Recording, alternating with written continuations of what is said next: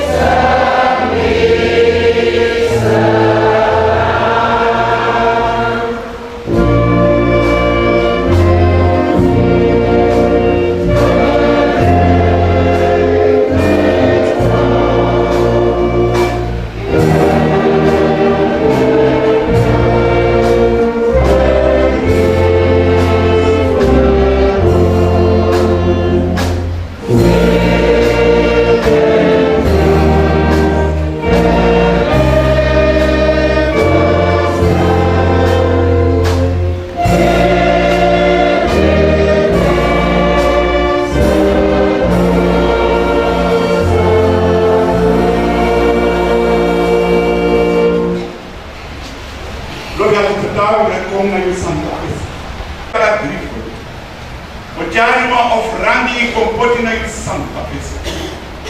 Bless everyone digi and bless again to Dino Man. Isa for Sunday. And bless it our roko di asal to dia so in a constraint. And must have the baby you for picking can go here for the picking. That will be the baby you know name for you to come. Amen. Amen. Ik hou u voor de psalmlezing gehaald uit Psalm 73 vers 21 tot en met 28. Toen mijn hart verbitterd was en ik in mijn nieren geprikkeld werd, toen was ik een grote dwaas en zonder verstand. Ik was een redeloos dier bij u. Nochtans zal ik bestendig bij u zijn. Gij hebt mijn rechterhand gevat. Gij zult mij leiden door uw raad en daarna mij in heerlijkheid opnemen. Wie heb ik nevens u in de hemel? Nevens u begeer ik niets op aarde. Al zou mijn vlees en mijn hart bezwijken, mijn harten rots en mijn erfdeel is God voor eeuwig. Want zie, wie verre van u zijn, gaan te gronden. Gij vertelt al wie overspelen u verlaat. Maar mij aangaande, het is mijn goed nabij God te zijn. De Heere heb ik tot mijn vlucht gesteld en ik wil al uw werken vertellen, tot zover de schriftlezing. Omdat ik woorden van genade, woorden van vermaning, woorden van genezing en kracht mag uitspreken, geïnspireerd door uw geest, tot opbouw van uw gemeente. Dit vragen wij nu in Jezus' naam. Amen. Broeders en zusters, dat het toch belangrijk is om enkele versen van de eerste strofe aan u voor te houden. Het raadsel van de voorspoed der goddelozen, dat is de titel van deze psalm. Waarlijk, God is goed voor Israël, voor hen die rein van hart zijn. Maar mij aangaande bijkans waren mijn voeten afgeweken. Bijna waren mijn voetschreden uitgegleden. Want ik was afgunstig op de hoogmoedigen. Toen ik de voorspoed der goddelozen zag. Want moeite hebben zij niet. Gaaf en welgedaan is hun lichaam. In de telling der stervelingen delen zij niet. En met andere mensen worden ze niet geplaagd. Daarom is de trots hun een halssieraad. Het geweld omhult hen als een kleed. Hun ogen puilen uit van vet. De inbeeldingen van hun hart lopen over. Zij spotten en boosaardig spreken zij van verdrukking. Zij spreken uit de hoogte. Ze zetten een mond op tegen de hemel. En hun tong roert zich op de aarde. En we zullen zo kunnen verder gaan. Zusters en broeders, deze psalm is geschreven door Asaf. Het boek der psalmen telt in totaal 50 hoofdstukken. Psalm 1, 2, 3 tot en met 150 hoofdstukken. En het boek is in 5 delen is het ingedeeld. Deel 1, 2, 3 en 4. En het deel waaruit deze psalm genomen is het derde deel. Vroeger dacht ik dat David alle psalmen had geschreven. Op psalm van David, op psalm van David, op psalm van David. Maar deze psalm is door Asaf geschreven. Even over het woord psalm. Als we het hebben over psalmen, dan gaat het om liederen die getuigen van de grootheid van God, van de liefde van God. We komen straks bij dat vers, dat is voor vandaag, dat vers waaruit het thema voor deze dag genoemd is. Het is mij goed nabij God te blijven. Laten we eens even kijken wat psalmen inhouden. Psalmen, lofliederen. Liederen die het hebben over de liefde, de grootheid, de machtige daden van God, jegens de mens, maar ook in de hele schepping. als u het samen leest, broeders en zusters, dan merkt u dat gelovigen tot God roepen. Vanuit het diepste van hun wanhoop. Maar u hoort ook zingen. Vanuit de grootste vreugde. Juich de Heer, dien de Heer met vreugde. Prijs de Heer geen ganse aan. Is dit wat het voor mij mag gebruiken? Ja. Nou. We worden opgeroepen om de Heer te danken voor zijn goedheid. Het gaat in de psalmen, hoofdthema's van de psalmen, lofprijzing, Gods macht verkondigen, vertellen. En er is vanuit de viering van vandaag, broeders en zusters, vanuit vreugde, heb ik gekozen om over de jaartekst te praten. En dat is psalm 73, vers 2. Het is mij goed nabij de Heer te zijn, nabij God te zijn. Ik ben gelukkig als ik dicht bij God ben. De Almachtige Heer is mijn toevluchtsoord. Ik wil iedereen over uw werken vertellen. Dat zegt Asaf. Deze Asaf, broeders en zusters, die wil de Heer, hij wil bij de Heer blijven, omdat hij ervaren heeft, meegemaakt heeft hoe goed deze Heer is. En als je weet hoe goed de Heer is, dan praat je over zijn goedheid. En dan gaan we bij het woord Hallel. Halleluja, prijs de Heer. Halleluja, prijs de Masra. Het woord Hallel, halleluja, waarvan halleluja afgeleid is loof de Heer. Het woord is een klankverwant van het woord uitstralen. Kijk, als u blij bent, dan moet men dat zien aan u uitstralen. U kunt niet zeggen, ik ben blij, natuurlijk, u kunt huilen van vreugde, dat begrijp ik. Maar als u elke dag zou huilen en zegt dat u blij bent, dan is er iets mis. Als u blij bent, dan moet u dat uitstralen. Maar ook als u bezorgd bent of verdrietig of boos bent, dan ziet men dat. Daarnaast heb je mensen, als ze boos zijn, heb je dat niet eens. En dat is soms, heb je dat niet eens door en dat kan gevaarlijk zijn. Maar laat ons blijven bij blijdschap vanwege deze dag. Dat de psalmist bij de Heer wil blijven. Het is goed voor hem om bij de Heer te blijven. En hij verrieden een dag toe. Uitstralen. Er is ook een andere uitdrukking voor loven. En dat is Yada. Die nog naklinkt in de naam Juda. Het woord Yada betekent met de hand ernaar wijzen. Zie what the Lord has done. Luku samasra gado buki. Als u blij bent, dan is het goed dat u reden hebt om blij te zijn. U kunt blij zijn vanwege een blijde tijding. Of blij zijn vanwege hetgene wat u gaat krijgen. Als iemand u zegt van komende vakantie, krijgt u dubbel vakantiegeld. Dan begint u al blij te zijn. Want u weet al, u begint plannen te maken. Dan bent u blij, u hebt dat geld nog niet. Maar u hebt redenen om blij te zijn. En als de Heer u een weldaad heeft bewezen, dan mag u blij zijn. Maar uw blij zijn, uw blijdschap mag u uitstralen. U mag anderen deelgenoot maken van uw blijdschap. Vandaar dat de psalmisten ons oproepen om te loven.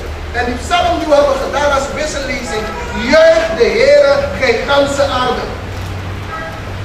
Blijde klanken, vreugde. Laat dat horen als de Heer je goed is geweest. En moedig anderen die het moeilijk hebben en het niet meer zien zitten. Vertel ze over die goedheid. Over dat lied gezongen. Tel uw zegeningen. Tel ze één voor één en vergeet geen één. Maar ik kan u zeggen, als we beginnen te tellen, dan zijn we tot morgenochtend nog niet klaar. Als we eerlijk zijn. U bent blij dat u hier kunt zijn. U hebt gelopen hier naartoe. Weet u hoeveel mensen plannen om ergens te gaan en onderweg krijgen ze problemen. Ze kunnen niet meer daar komen waar ze moeten zijn. Maar dat we van huis uit zijn gekomen om hier te zijn. Even dat kan. Maar het gaat erom dat we redenen hebben om de Heer te danken. Het feit dat we leven, geeft ons redenen genoeg. om de Heer te loven. Loven voert ons buiten ons eigen gezichtveld. We delen die blijdschap, die vreugde van de Heer. Die vreugde, datgene wat reden geeft tot blijdschap, houden we niet voor onszelf, maar we delen dat met anderen. Meisje, want ik kwam pissie, want was maar bless niet. Make me bless ook toe. Niet allemaal zal ik kom, drinken jullie wat met mij, ben jarig. Gebruiken jullie wat met mij. Hoe nog weer? Want je zal de kou, wat zal de drinken. Hoe plezier naar mij, want de Heer is mij genadig geweest. Zeggen de mensen soms als ze jarig. Broeders en zusters, en dan beperkt het zich niet alleen tot jaren zijn. Maar het gaat meer. Het gaat dus om uitstralen van vreugde. Om dankbaarheid vanwege Gods weldaden aan ons bewezen, aan onze kinderen, aan mensen. Wij waren, de bisschop en ik waren naar Saramaka. En na de dienst kwam een jonkman en die vroeg om gebed. En we met hem gebeden. En de volgende dag belde hij mijn broeder. Moet je eens horen. De Heer heeft uw gebeden gisteren verhoord. En ik belde de bisschop om die blijde tijden met hem te delen. Ik kon het niet alleen voor mezelf houden. Ik wilde de bisschop vertellen, bisschop Rietveld, de Heer heeft onze gebeden verhoord. En we redenen om de Heer te danken. En we kunnen mensen vertellen dat God leeft wanneer we tot hem roepen. Hij is een God die oren heeft om te horen. En laat mensen dat horen. Niet wij alleen, laat men horen en weten dat we levende God dienen. En daarom, als dat zo is, dan dient God met vreugde. Vertel aan de van zijn weldaad. In principe, broeders en zusters, hoeft u geen dominee te zijn om mensen te vertellen van Gods weldaad aan u. Of aan uw naaste. Of aan de EBG. De Heer laat ons zien dat hij met ons is. En let wel, met volle enthousiasme moeten wij mensen vertellen over die grootheid van God. Als u maar ja, zuster, prijs de Heer leeft. Ik denk dat de Heer leeft. Op die manier leeft de Heer voor u. Zuster, prijs de Heer leeft. Maar dan moeten we kijken in wat voor context we dat brengen. Iemand die verdrietig is, zou het wel toepasselijk zijn om iemand te zeggen, zuster, waarom bent u zo verdrietig? Prijs de Heer, man. U hoeft niet te huilen, uw moeder is overleden. Die moeder is naar de Heer gegaan. Ik denk niet dat dat goed is. Ik denk dat het goed zou zijn, wijs zou zijn om te zeggen, zuster, ik begrijp dat het pijn doet.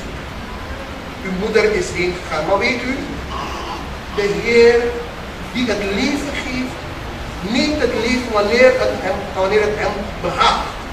En laat ons roepen tot deze God die u verdriet ziet. Deze God die de trooster stuurt, zodat hij die leemte die is komen te ontstaan door het heengaan van uw geliefde, dat deze God u kan troosten. En broeders en zusters, weet u dat die wond die geslagen was, door die woorden geheeld wordt. Wijsheid is nodig. Wanneer we praten over wijsheid, dan gaat het om de kennis die we hebben op het juiste moment toe te passen. Dat is wijsheid. De kennis die u hebt op de juiste wijze het juiste moment toe te passen. En dat vraagt God van ons. De psalmist Asaf, die besloot om bij God te blijven. En waarom, broeders en zusters? Hij heeft meegemaakt dat mensen van wie we dachten van Baya, Grotam de Pratiranga Leki, de Fumadesma de Ogri. Als je net de morgen gezond wie zijn die karo, wie zijn koe, we sloegen en we ploegen, we komen niet eens uit. En je is jammer. If je jammer, dan ga je dieren, maar die accepteren. En dan benijden we ze, broeders en zusters. En soms verwensen we ze in ons hart. En dan zeggen we gaan naar de kerk, we bidden God, we betalen onze contributie. En kijk hoe het gaat met mijn kinderen. En kijk, buurvrouw, die gaat niet eens naar de kerk. En de kinderen hebben voorspoed op school. En als je niet oppast, broeders en zusters, dan verwensen we de mens, onze medemens. Laten we niet daar gaan kijken. Maar laten we kijken naar de God die een genadige God is en die voor ons zorgt.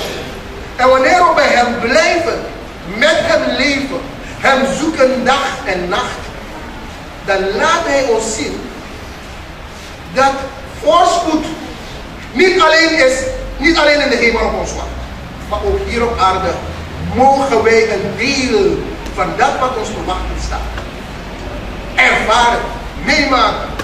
En op grond daarvan getuigen voor anderen. Het is mij goed nabij God te zijn. Het is niet te vergeven dat ik deze God dien. Ik verstel mijn energie niet. Ik weet waarvoor ik God dien. En daarom ik kan u zeggen, hoe u mij hier ziet, broeders en zusters. Ik heb redenen om de Heer te danken. Maar ik heb het vaak moeilijk. Vaak moeilijk. Je zit als Jezus daar tussen twee drukten. Iemand die je kwalijk neemt en iemand die zegt, maar je moet dat zo doen, je moet dat zo doen. En als je het niet doet, dan zeg je, maar waarom doe je het niet? En die andere zegt, broeder, je moet dat niet doen. En dan zit je daar, het spanningsveld. Maar dan mag je de Heer dankbaar zijn. Omdat Hij ons van tijd tot tijd laat zien dat Hij met ons is. Hier een voorbeeld. Vorig jaar januari, februari kwam een broeder, een senior broeder, over de 70 kwam op kantoor en zei, broeder Pansa, ik weet het niet als het een visioen is of wat, maar de Heer heeft me laten zien dat u in een boot was. Maar er waren zulke hoge golven. Maar weet u, ik ben aan de wal gekomen. Die boot is niet gezonken. En ik breng deze boodschap voor u. Broeders en zusters, mijn na moederdag heeft broeder Pansa een maand lang thuis gelegen met pijn aan zijn voet. Kon niet eens lopen. Bisschop Rietveld is bij me thuis geweest, heeft met me gebeden. Broeder Paul Dot is bij me geweest, heeft met me gebeden. Anderen hebben gebeden thuis voor me. En op een gegeven moment kon ik weer opstaan en lopen en ik zei, het is mij goed nabij God te blijven. Maar de dokter kon niets vinden. Ik ben naar de neuroloog geweest die zegt, dit is geen zenuwprobleem, mijn Pansa. De mensen die naar u hebben gestuurd, die u naar mij hebben gestuurd, waar hebben ze gestudeerd? U hebt geen zenuwprobleem. Ik ben naar de therapeut geweest, die zegt, meneer Pansa, ik begrijp het niet dat door te staan op uw ding, u dit ding hebt opgelopen. Die man kon dat, niemand kon begrijpen wat me scheelde aan mijn rechterbeen. Mijn been is op een of andere manier ineens opgezet en ik kon niet meer lopen. En weet u, tegen die tijd droomde ik alleen met begrafenis. Op een gegeven moment werd mijn spieren zo zacht. Ik durfde mijn vrouw niet te zeggen, mijn kuit. Ik durfde mijn vrouw niet te zeggen, zij durfde me ook niet te zeggen. Maar we voelden dat hij het voelde niet goed aan. Ik zei, Jezus, wat met mijn vrouw durfde niet erover te praten. Ik kom niet. Maar we voelden aan van, Asani is aan Wabozai. Maar nadat ik weer kon lopen, toen zei ik, met die nu al libi garo, dus het weet je niet. Het is mij goed nabij God te zijn. En als mensen ziek zijn, en ik ben bij zo'n mensen te praten, dan begin ik niet te zeggen, maar zuster, misschien kunt u niet beter worden omdat u een verborgen zonde hebt. Nee, ik begin ze te troosten. Ik ga niet zitten speculeren. En ik begin God te roepen en te smeken om zijn genade. Want hij is een genadige God. Zo goede tierenheid blijft tot in alle eeuwigheid. Wanneer Asaf zegt, het is mij goed nabij God te blijven, dan zegt hij dat niet zo. Maar hij zegt het vanuit die ervaring met deze levende God. Die steeds weer laat voelen dat hij er is voor wie hem zoekt.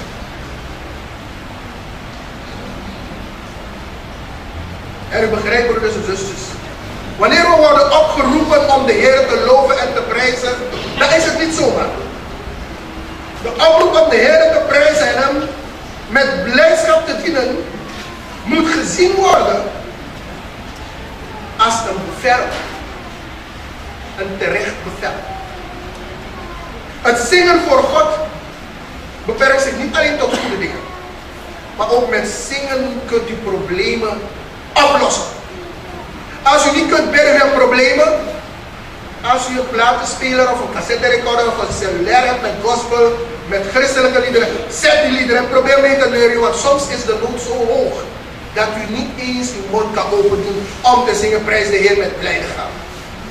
Het lukt niet om te zingen. Maar probeer een stichtelijk lied af te dragen. En probeer mee te doen. Want die goede tierenheid van God is tot in alle eeuwigheid. Begin uw zegeningen op te tellen en word daardoor bemoedigd om verder te gaan. Elke gelovige moet in feite doordrongen zijn van het feit dat de Heer op de lofprijzing van zijn kinderen troont. Wie lof offert eert mij en baant de weg dat ik in Gods heil zal mensen, zegt de Heer. En dat vinden wij in Psalm 50, vers 23. God apprecieert het ten zeerste, broeders en zusters. Als wij als zijn kinderen hem prijzen, hem groot maken. En hij heeft het niets te maken als we nog een geweldige stem hebben of niet. Die zien is mooi lafos, wat ik kan lopen, mekaleko. Dan begint uw Heer te prijzen. Want uw lofprijzing is een lofoffer, is een wierook, is een brandoffer naar de Heer. En hij zal u verhoren. Denk maar aan Saulus en Silas. Nadat ze flink toegetakeld zijn. En naar binnen in de gevangenis gesleurd zijn. Helemaal in de binnenste kelder opgesloten zijn met blokken daar in hun voeten. Zaten ze niet daar te jammeren. Maar ineens begonnen ze de Heer te lopen. En toen ze zo prezen, wat gebeurde er? De gevangenisposten begonnen te trillen. Men ervoer dat er iets begon te gebeuren, want die levende God die troont op de lofprijzing van zijn kinderen. Daar liet de Heer zijn grootheid, zijn almacht zien. Het is mij goed nabij de Heer te blijven. Nabij de Heer te zijn. Er is een bron van kracht en overwinning in het loven van de Heer. Zingen voor de Heer, juichen voor hem, kunnen we beschouwen als een luchtstroom. Wind. Wind die het vuur van het geloof aanwakkert. En broeders en zusters, als dit vuur van het geloof eenmaal aan is, dan is het onweerstaanbaar. En het verteert wat hij tegenkomt. Het zuivert en het loutert. Het verteert de vijanden. Het zuivert ons als gelovigen. Het loutert ons voor de Heer, waardoor de Heer ons beter kan gebruiken. Dus let wel, wanneer we door problemen heen gaan, ik zie de problemen die ik meemaak als het vormingsproces voor mij, opdat de Heer me beter kan gebruiken. Niet alleen tijdens mijn periode als Christus. Straks als ik geen Christus meer ben, moet ik de Heer juist meer gaan dienen. En verwachten dat hij iets anders voor mij heeft. Ja, ik ben trouw dat ik niet in het gemeentebestuur zit. En als ik er niet meer ben, dan moet men mij bellen. En soms moet ik mezelf uit. Men hoeft me niet meer te bellen, want ik ben niet meer in het gemeentebestuur. Nee, broeders en zusters. Laat het goed zijn voor u om nabij God te zijn. Voor altijd. Het is mij goed nabij de Heer te zijn. Geliefde broeders en zusters. Het is genade om nabij God te zijn. Hem te dienen, hem te zoeken en met hem te leven. Want hij geeft ons wenken door mensen die hij naar ons toestuurt. Laat hij ons zien, ik ben met u. Ik heb die broeder niet eens uitgenodigd op kantoor. Die broeder kwam en zei, luister, er zijn stormen op weg. U bent in een boot. Ik kan u zeggen, vlak voor mijn ziekte ben ik bijna in een ravijn gevallen daar bij de brug. Mijn auto ging naar een dienst, mijn vrouw en ik ineens wilde die auto niet meer doen. En ik zet het aan de zijkant op een gegeven moment. Zei, maar het staat niet goed, ik ga beter parkeren. En ik vroeg een paar jongeren die daar langs gingen parkeren om mij te stoten. En ik vergat, broeders en zusters, dat die remmen niet werkten. En ik ging in een ravijn. En ieder schreeuwde. Alsof een hand mij uit de auto heeft getrokken. En zo heb ik het overleefd. En de auto kwam tot stilstaan. Maar het kon eveneens zijn dat ik over de kop ging. De dood was nabij, maar God met zijn beschermde engelen, hij was daar om mij te redden. Daarom is het goed om God te dienen. De beste tappen die wij kunnen hebben, de beste bescherming die we kunnen hebben, is Gods geest. Het is mij goed nabij de Heer te zijn. Het is alleen mogelijk om bij God te zijn, broeders en zusters, door tot hem te roepen. Momenten waarop we de Heer zijn zegen ervaren, zowel op materiële als op geestelijke vlak, ervaren we de Heer zijn zegen. En dan mogen we hem dankbaar zijn. Dus we hebben geen reden om te kijken naar de anderen die nu hun zegeningen krijgen. Van ons is onderweg. Die voelen kom, aan het dorp mij kom. Adapa zegt, ik wil het doen, die voelen kom en daar wordt dat naar wie. En dan kunnen we delen met anderen. Zijn trouw blijft tot in vergeslagen. Nabij God blijven is mogelijk. Middels gebed. Persoonlijke bijbelstudie. Het memoreren van bijbelteksten. Teksten uit het hoofd leren. Gemeenschap met medegelovigen. Tot God bidden. En let op, broeders en zusters. Het gaat er niet om dat we iets over God weten. Maar het gaat om dat we God persoonlijk ervaren. En dat is die bron van inspiratie. Dan hoeft niemand u uit te nodigen. Dan hoeft niemand u steeds weer te bellen. U kunt bijna niet eens wachten. U weet al dat u naar de kerk komt. U wilt datgene wat u hebt meegemaakt met andere dingen. Want de Heer, bij wie u bent, die laat u steeds weer ervaren dat Hij ook met u is. Hij laat u niet los. Hij laat u niet los. Hij is nabij u. Vandaag, broeders en zusters, roep ik op. Laten wij niet alleen iets van God weten, maar laten wij trachten. Laten we proberen. Elke dag weer tot God te bidden. Onze dagtekstenboek te lezen. De Bijbel te lezen. Niet te wachten tot volgende week zondag. Laten we dagelijks met God leven. Want God wil met ons bemoeienis hebben. Als we dan bij Hem zijn, betekent dat Hij dicht bij ons is. Hij wil tot ons praten. Hij wil naar ons kijken. Hij wil ons aanraken. Maar soms schuiven we. U weet, maar een vrouw, mama en kind. Nee, moet me niet aanraken, ik ben boos.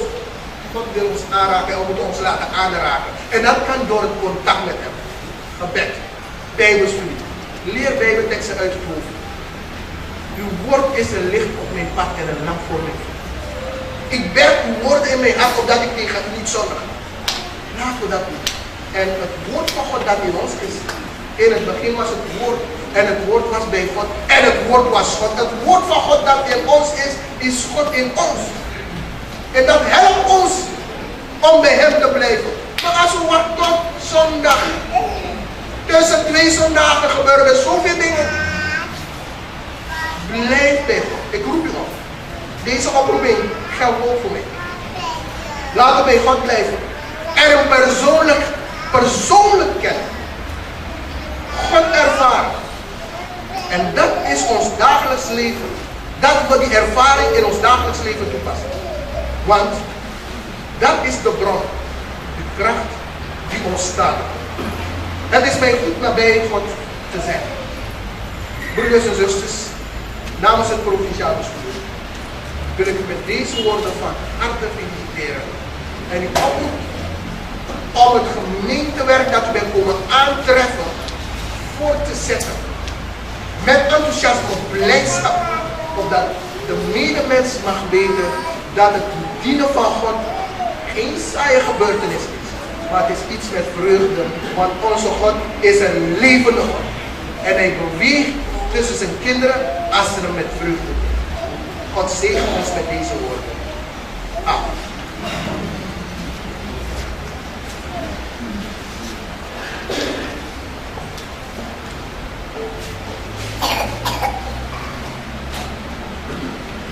We gaan met elkaar bidden. En na het gebed nodig ik de zondagsschool uit om hun tweede voordracht te doen. Onze eerwaarde bisschop Rietveld is hier in ons midden. We zullen dus na het zingen van, tijdens het zingen van, laten we zeggen het laatste couplet van Leslie Sakombogobogo, zullen we onze eerwaarde bisschop uitnodigen om de zegenbeden uit te spreken, ons te zegenen. En dat we tot zegen mogen zijn voor anderen. Laat ons opstaan voor hem. En hij was, als hij zo naar het leven keek, raakte hij bijna ontmoedigd. Tot de ontdekking. Goddank dat hij tot die ontdekking kwam dat het goed is om nabij de Heer te zijn. Wanneer u bent de bron van leven, de bron van zegen, de bron van voorspoed. En we danken u dat we dat mogen weten. Help ons om ondanks alles wat ons probeert af te leiden, dat we bij u blijven. En dat kunnen we doen, Heer, door dagelijks tot u te roepen. Een persoonlijk contact met u te onderhouden. Middels persoonlijk gebed, bijbelstudie. Maar ook weer contact met een medegelovige. De gemeenschap des Heiligen. Heer, dat wij dan mogen opzoeken met andere gelovigen. Onze blijdschap delen, maar ook de medemens. Zij die u nog niet kennen. Dat we ze mogen vertellen van uw grootheid, uw liefde jegens ons. En dat ze, Heer, door hetgene wat wij vertellen, u mogen leren kennen. Want u bent een God die zich laat kennen. En als we tot u roepen, Heer, dan komt gij ons terug. Hoor en verhoor ons en zegent u deze dag. Zegent u het dienaressenkorps, het dienarenkorps. Heer, de muziekgroep. We bidden voor ieder die een bijdrage levert. Mensen van de jeugdclub, de mensen die hiervoor gaan en ieder die een bijdrage levert aan de opbouw van uw gemeente, Heer. Omring hen met uw engelwacht, vul hen met uw geest en help hen om bij u te blijven. Wij vragen u dit in de naam van de Vader en de Zoons en de Heilige Geestes. Amen. Hosanna, Hosanna in the hoge, in the hoge. Hosanna, Hosanna, Hosanna in the hoge, in the hoge. Heer ons hart is verlang, Heer ons hart is verlang. Wij verhogen uw naam, wij verhogen uw naam. Wees verheven, o Heer mijn God. Hosanna in the hoge. Helena, Christina, Yuta Pambigiati, Devigiari. Helena, Christina, Yuta Pambigiati, Devigiari. Anatinyari, Uwatilang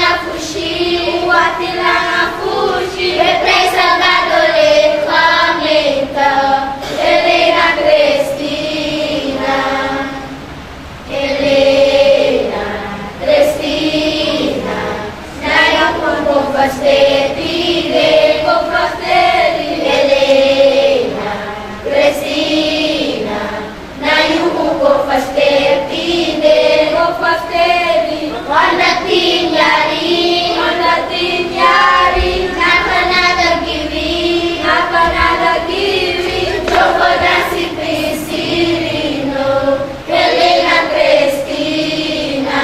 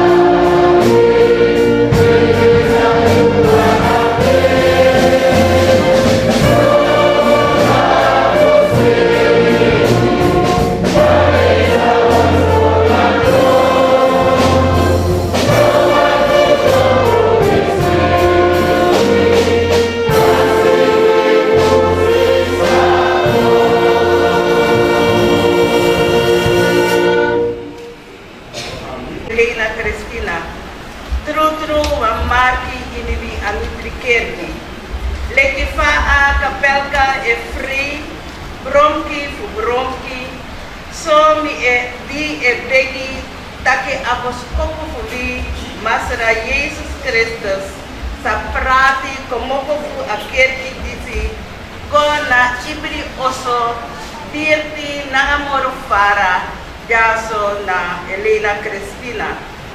Matthäus 28 vers 19 ten 20.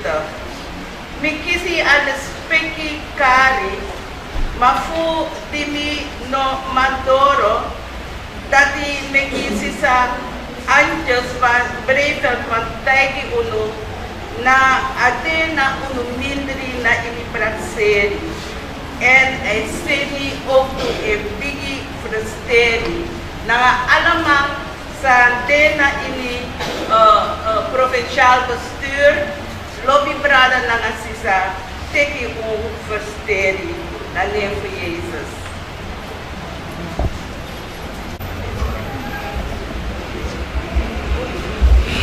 Onze bekend heeft mij de felicitatieboodschap gemaild.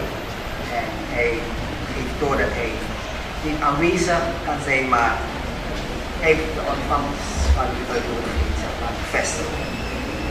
En hij zegt, het is zeker een moment om stil te staan en terug te blikken en te zeggen, Heer, dank u wel. Want de Heer heeft deze gemeente gedurende de jaren als waardevol instrument in zijn machtige hand mogen gebruiken en nog steeds gebruiken. U mag als gemeente ook vooruitkijken en alvast dank zeggen voor de genade die Hij u in de toekomst zal bewijzen. Hij is een geweldige en trouwe God. Dank aan alle werkers van het verleden en nu voor het werk dat zij verricht hebben in die wijngaard van de Heer. Hij feliciteert de gemeente van harte en wens u God zegen verder toe. Dat was de felicitatieboodschap van de kerk. en zusters in de Heer. Het is voor onze regio een bijzonder moment om vandaag hier te zijn en dit heugelijk feit met deze gemeente te mogen vieren. Weet u, vanmorgen toen ik opstond, dacht ik, als ik aan het woord kom, wat moet ik zeggen aan Helena en Christina? En in gedachten ging ik terug enkele jaren bij de verzelfstandiging van deze gemeente. En ik dacht bij mezelf, wat een zegen heeft God deze gemeente toebedeeld. Om zo lang bezig te zijn met het evangelie in dit gebied is een enorme zegen. Want de 10 jaar daar die kon ja, in de ongeveer die kon. En we zijn God daarvoor dankbaar. Maar het is ook goed om een paar zaken ter overdenking mee te geven. Want terwijl ik zo bezig was te denken aan het moment van die verzelfstandiging, dacht ik, wacht even. In feite zou Helena Christina een moedergemeente moeten zijn. Als ik het plaats binnen onze herstructurering, dan zou deze gemeente een moedergemeente moeten zijn. Dus ik had een kleine conflict in mijn binnenste van pas verzelfstandig, maar de 10 jaar oud. Dus ik sta met mezelf. Maar dat is eigenlijk, om het goed te zeggen, een boodschap, een waarschuwing dat we niet moeten verslappen. Want deze gemeente was ooit eens zelfstandig. Maar door omstandigheden zijn ze dus teruggegaan naar het punt waarbij we weer het traject moesten gaan volgen om te komen tot een zelfstandige gemeente. Dit gebouw bestond wel. U begrijpt dat we uit het verleden moeten gaan leren. En daarom, wanneer ik vandaag deze felicitatieboodschap uitbreng, dan wil ik tegelijkertijd de gemeente oproepen om het traject dat is begonnen na de verzelfstandiging. Om dat voort te zetten en niet te verslappen. Voortgaan. Omdat, u begrijpt, we moeten groeien en we mogen niet terugvallen als gemeente. Laat het verleden een les zijn. Laten we leren uit dingen die fout zijn gegaan in het verleden. En met goede moed die toekomst, wanneer we allen uitkijken, tegemoet gaan. Ik heb bij de verzelfstandiging van deze gemeente, heb ik de boodschap gegeven. Dat ik het gemeentebestuur oproep, ik heb bijna gezegd opdraag, om niet te verslappen, maar om te investeren in de jeugd en in de kinderen.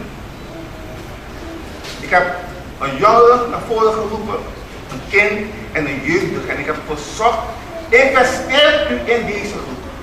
Alleen zo zult u een toekomst hebben voor deze gemeente. Alleen zo kunt u weet u zelf verzekerd dat er mensen zijn die die fakkel van u kunnen overnemen. Nog hoor aan die Suriname. Maar geef die boodschap door. Geef die boodschap door. Investeer u in die kinderen. In de jeugd.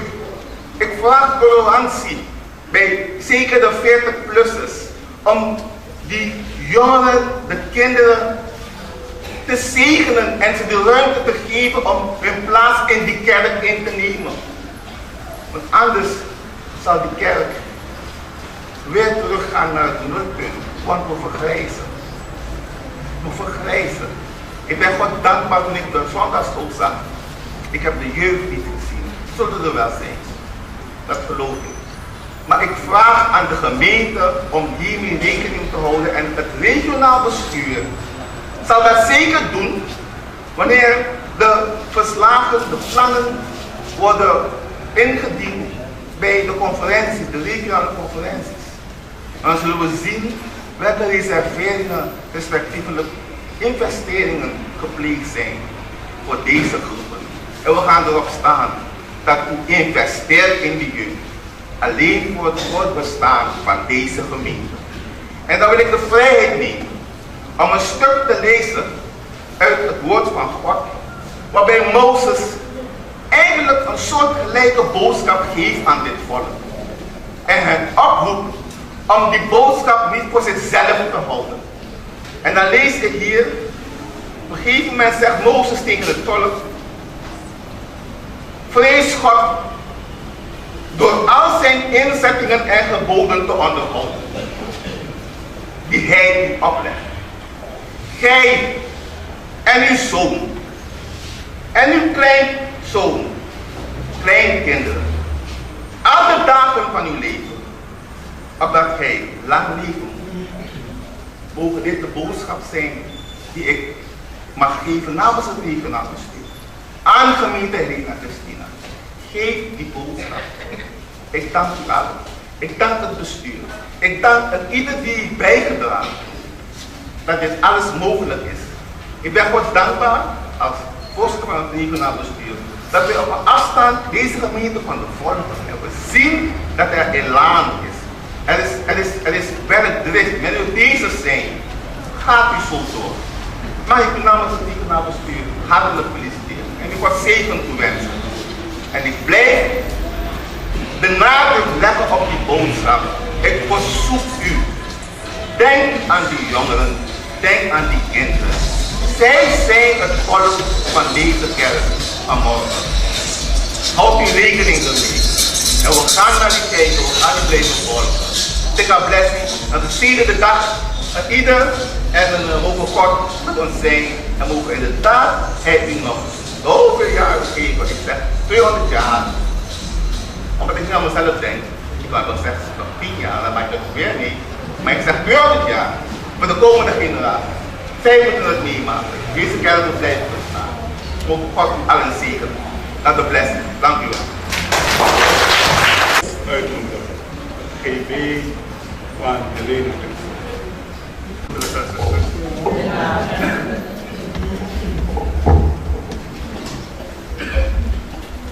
Het doet me goed om vanavond hier te staan. Waarom ik dat zeg? Omdat vele mensen die de dag van vandaag niet hebben gezien.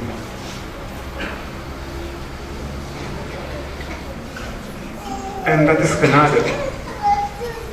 Genade dat ik vandaag hier mag staan.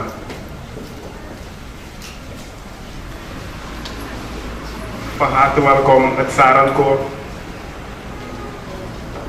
Jullie hebben het geweldig gedaan. Ons orkest, van harte welkom. De vertegenwoordigers van de verschillende gemeenten, van harte welkom.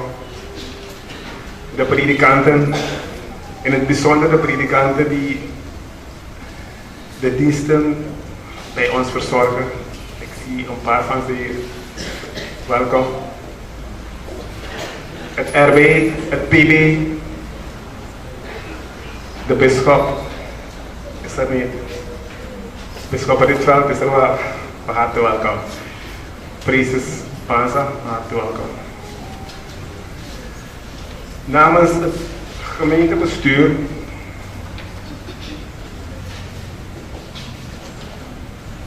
moet ik u van harte danken voor uw aanwezigheid, voor degenen die een bijdrage hebben geleverd. Wij stellen het zeer op prijs. De gemeente Helena Christina stelt het zeer op prijs. Genade. Zeg tegen uw naaste, het is Gods genade als u 110 jaar oud wordt. Zeg het tegen uw naaste.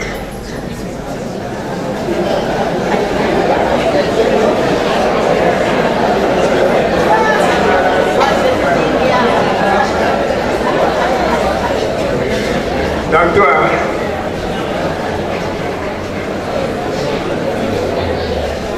Genade is iets dat u van God krijgt. Van niemand anders dan de Heere God.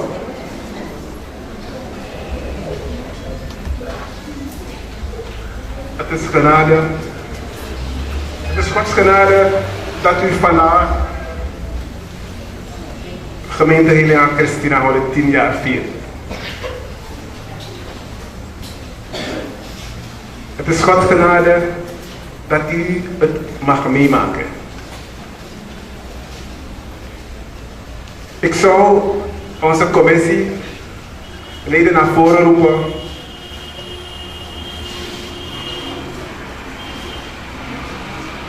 De leden van de commissie.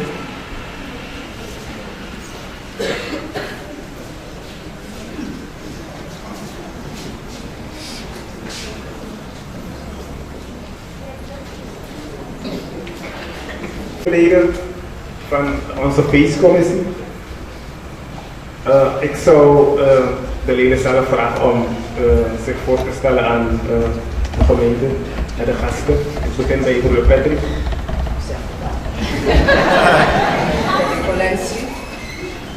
Henry Madlisa. Pamela Gani, Stephanie Ferreira, Shirley Simons, Marina Isaiah, Eli Libretto. Dank u wel.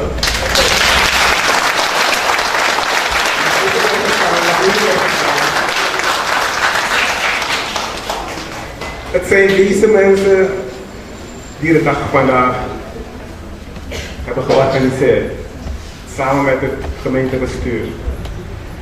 Ik ben zeer trots op ze en namens het gemeentebestuur moet ik ze van harte danken.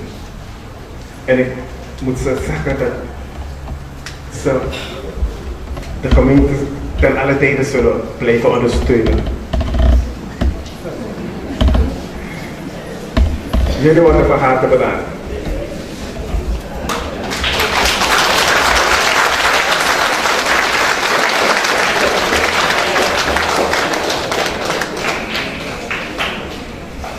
Gemeente Helena Christina Jullie moeten nog even blijven staan. Nog even blijven staan. Geldt ook voor alle andere gemeenten die hier aanwezig zijn. Laten wij de handen in elkaar slaan. Samen bundelen. Elkaar stimuleren. Om het goede werk van de Heer te doen.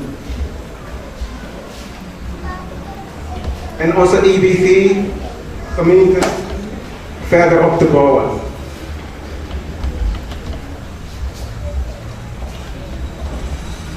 U wordt vriendelijk verzocht om op te staan. Een warme, een harde,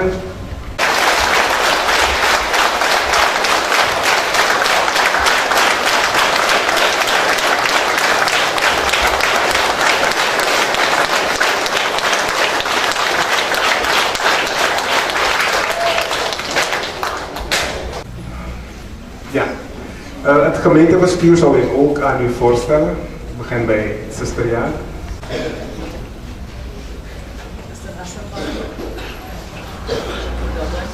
Broeder Daniels. Broeders Pausleden.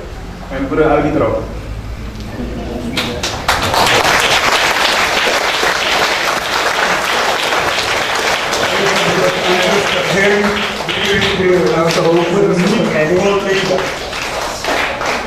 Voor Annie, onze hoofdmoeder.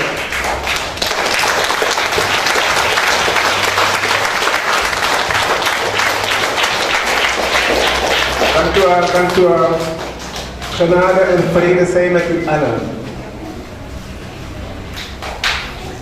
Broeders en zusters, van jullie wil ik u beleid verzoeken, wanneer jullie huiswaarts keren, om voorzichtig te zijn in het verkeer. En vraag de Heer om over te nemen van het stuur en komt u veilig thuis aan. Dank u wel. Dank u wel. Willen wij van de feestcommissie ook wel een dankwoord uiten. Ja, ik ben voorzitter van de commissie geweest. En als... Nog steeds nog? Ja, ik ben de voorzitter van de feestcommissie.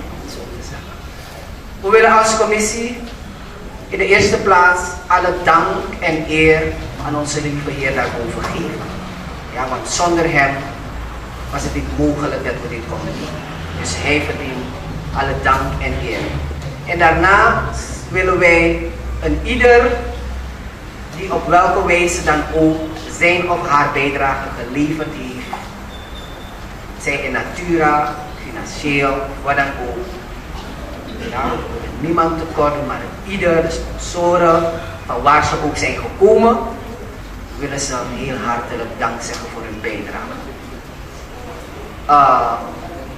Uw bijdrage is onbesteed en het wordt onbesteed. We zijn u nogmaals dankbaar als commissie. God zegen.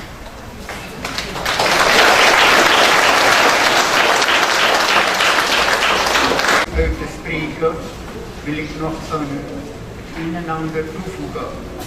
In verband met de voorbereiding van dit feest werd ik ook door zuster Hasselbank opgebeld. De mensen hebben gezocht naar de geschiedenis en ik ben blij dat er toch gegevens gevonden zijn waardoor zij u het een en ander konden toelichten. Maar ik ben ook aan het werk geweest en naar aanleiding van die grote bezorgdheid en die dringende oproep die broeder Wilson gedaan heeft, wil ik dan toch iets nog hier aan toevoegen. Ik vond in het boek door dokter Steenberg, hij was een geschiedkundige van de evangelische broergemeente. En hij schreef in zijn boekje, toen deze gemeente pas was ontstaan, dat deze gemeente onder leiding was, onder toezicht was van de gemeente La Prosperité. Wij noemen de gemeente Bersaba, maar de officiële naam is La Prosperité.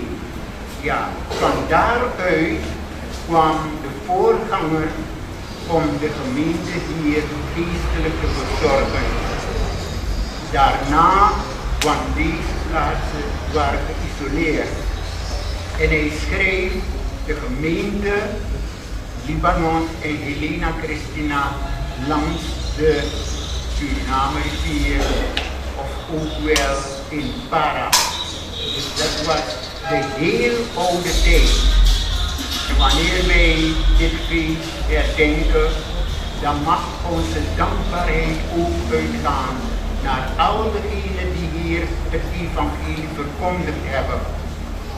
En het waren kleine woongebieden. Vandaar dat er geen voorganger of evangelist hier woonde. Maar om de 2 weken of om de 3 weken kwam er iemand vanuit Bersaba en later vanuit Paramaribo de gemeente hier bedienen. En als oud-voorganger van deze gemeente ben ik bijzonder blij, want het waren kleine woongebieden. Maar in de 60er jaren, toen kwamen heel wat mensen ook vanuit het binnenland hier wonen in dit district. Het was voorheen district Suriname, later Para geworden. En ik zag de mensen, heel wat van de mensen die vanuit het binnenland kwamen, behoorden tot de broedergemeente. Maar ik zag ze niet in de kerk, in de Saronkerk. Kennelijk was de drempel een beetje te hoog. En weet u wat ik deed? Ik hield dan kerkdiensten later in de school. En daar kreeg ik de mensen. En ik doopte zelf daar. Vandaar dat ik een teken gaf om later een kerkgebouw te bouwen.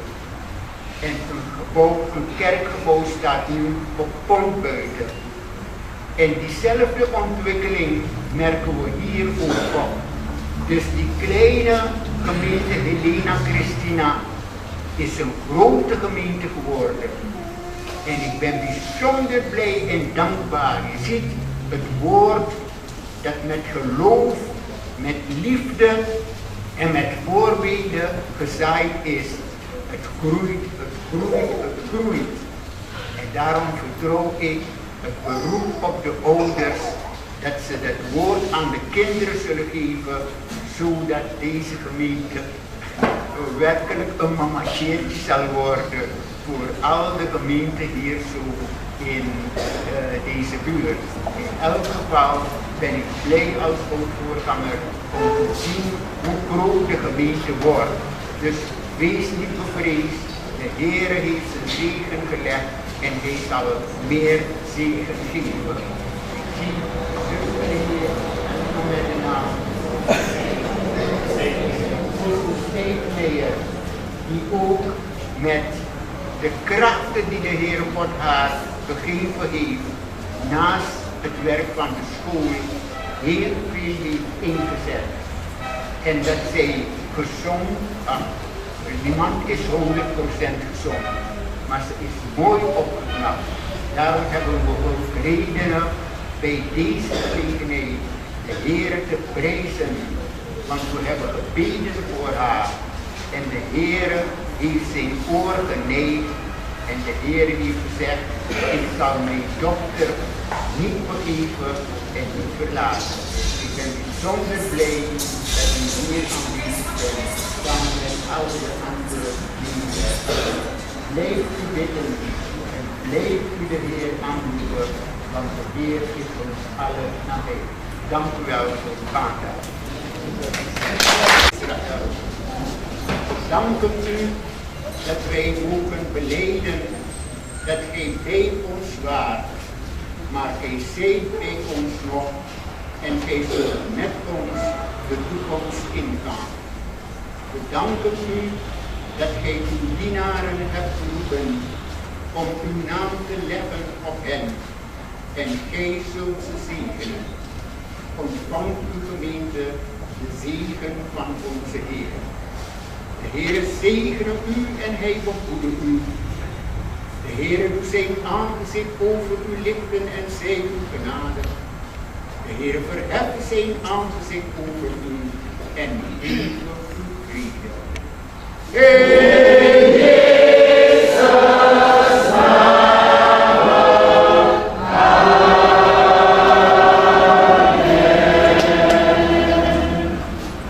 allemaal zegende avond.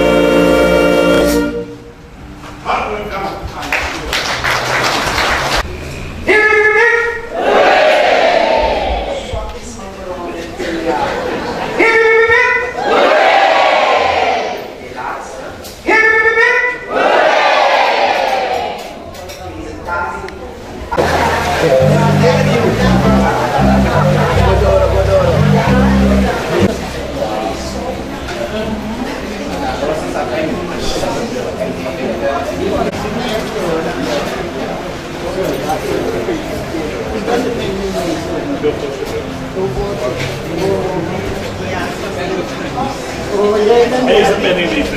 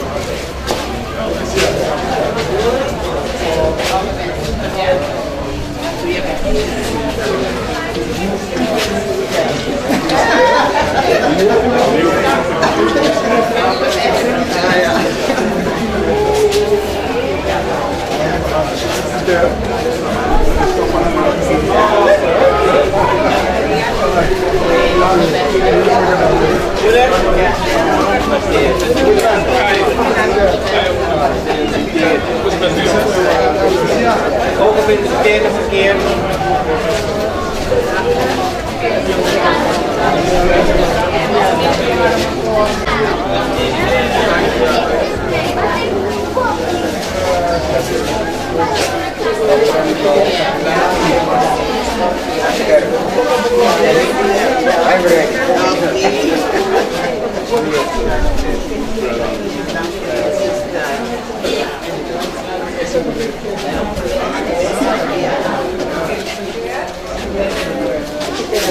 Van deze keer.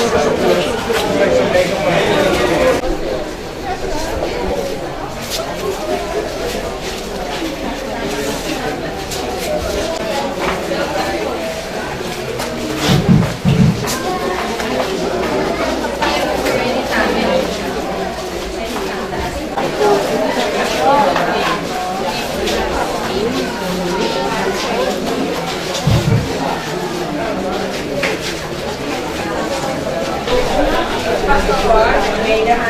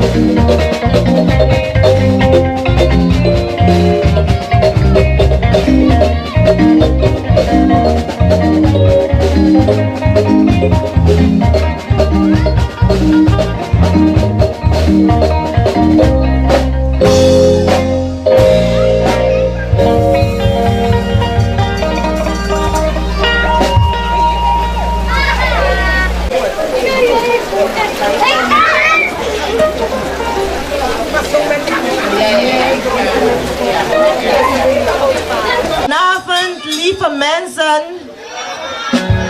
Ja, wij zijn gospelgroep The Spirit. En we feliciteren gemeente Helena Christina met dit heugelijk feit. 110 jaar. Ik was er, ik weet niet wat, maar 110 jaar geleden is niet nu. Toch? Maar even nog 10 jaar erbij.